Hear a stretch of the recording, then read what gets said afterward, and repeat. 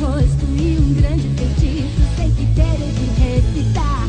E se alguém sentir inveja dos meus grandes poderes,